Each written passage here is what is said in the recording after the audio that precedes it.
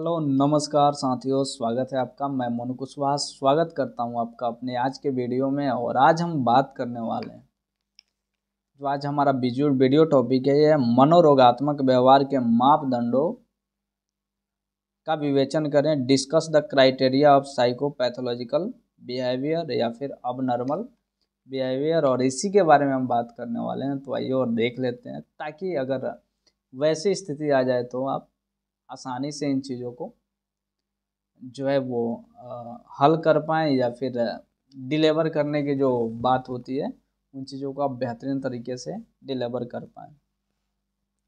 तो आइए और इस प्रश्न का जो है उत्तर हम देख लेते हैं।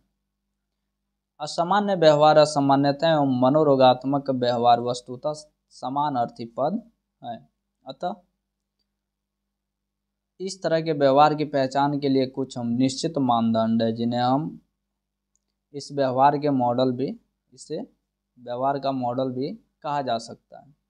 कार्सन इत्यादि ने हाल ही में असामान्य व्यवहार तथा असामान्यता के निम्नलिखित मानदंडों का या विशेषताओं का उल्लेख किया है। और जो कार्सन ने है 2009 में हाल ही में उन्होंने असामान्यता के जो मानदंड हैं उन पे कुछ उनके आर्टिकल्स छपे थे, और कई सारी चीज़ों का विश्लेषण हुआ, कई सारे मनोवैज्ञानिकों के बीच विश्लेषण हुआ, और उनका जो है बुक निकला। और उसी पे ये जो है अभी चल रहा है। हालांकि अभी हम पढ़ रहे हैं, ये DSM-4 ही पढ़ रहे हैं, लेकिन अभी फ़िलहाल 2013 में DSM-5 आ चुका है।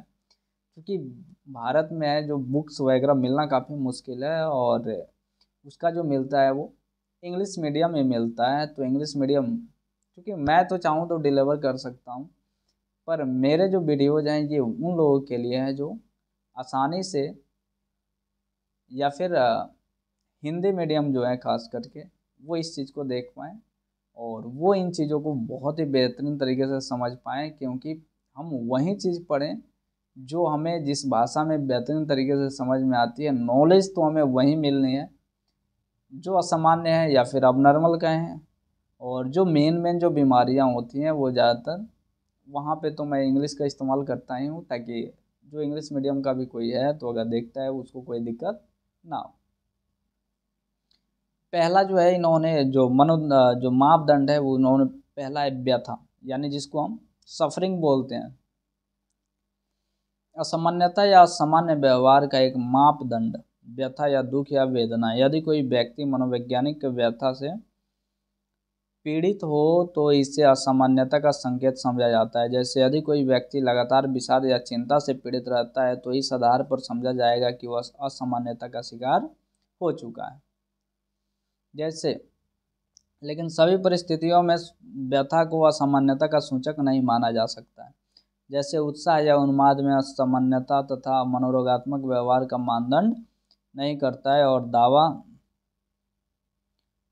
कारण इस स्थिति में व्यक्ति किसी पीड़ा या व्यथा का अनुभव नहीं करता है और दवा लेकर इस स्थिति को खोना पसंद नहीं करता है। अतः निष्कर्षण के रूप में कहा जा सकता है कि व्यवस्था को सभी परिस्थितियों में असामान्यता का मानक भी नहीं माना जा सकता है। दूसरा है अनुकूलता, यानी जिसको हम मालाडेप्टिवनेस कहते हैं। असामान्यता या असामान्य व्यवहार अथवा मनोरोगात्मक व्यवहार की एक कसौटी अनुकूलता है। इसका अर्थ यह है कि व्यक्ति अपने आप को अपने मित्रों या परिवारों के सदस्यों से अलग कर ले सकता है तथा महीनों काम करने योग्य नहीं रह पाता। इस घातक प्रभाव उस उसके पारिवारिक तथा सामाजिक संबंधों में पड़ सकता है। कभी कभी रोगी को मानसिक चिकित्सालय में रखना आवश्यक हो जाता है, लेकिन सभी मानसिक विकृतियों में जो है यह लक्षण नहीं देखा जाता है कि उसे चिकित्सालय में रखा ही जाए। तीसरा नंबर है विचलन, जिसको हम डिविएंसी बोलते हैं। असामान्य शब्द का जो है वास्तविक अर्थ है सामान्यता से अलग या दूर, यानी विचलन। इस अर्थ में व्यवहार जो है सामान्यता से दूर या अलग है, उसे ही असामान्य व्यवहार करते हैं। इस मापदंड के आलोक में सभी परिस्थितियों में असामान्यता की जो व्याख्या यह संभव नहीं है। प्रभावशाली व्यक्ति वस्तुतः समान व्यक्ति से बहुत अलग या विचलित है। चूँकि इस तरह के प्रभावशाली व्यक्ति को असामान्य नहीं कह सकते। दूसरी ओर हम असामान्यता की श्रेणी में रखते हैं।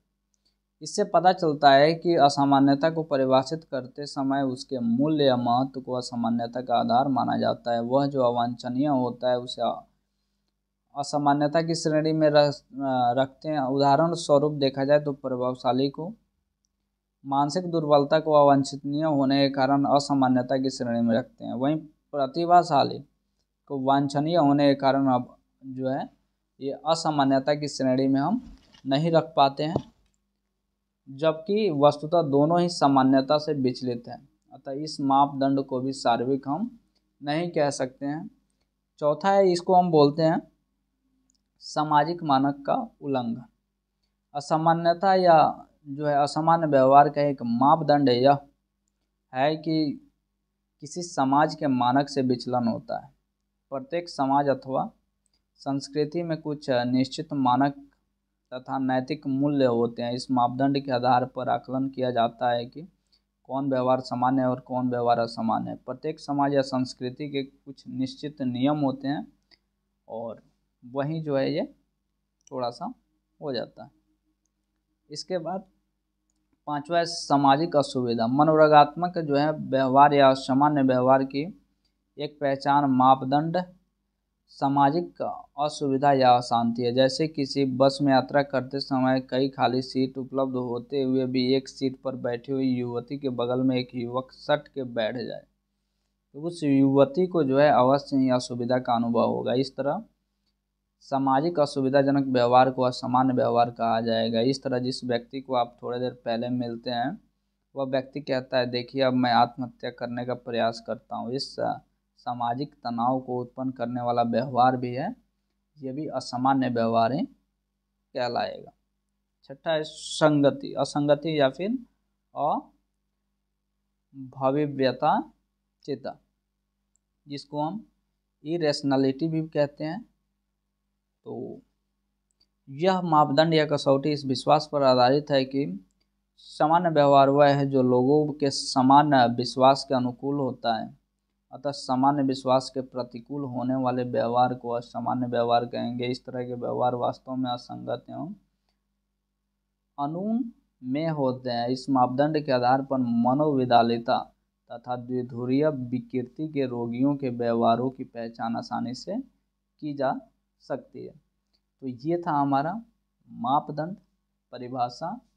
तो उम्मीद है कि आपको समझ में ज़रूर आया होगा और फिर मिलते हैं हम नेक्स्ट वीडियो के साथ। तब तक के लिए बहुत बहुत धन्यवाद आपका वीडियो में अंत तक बने रहने के लिए।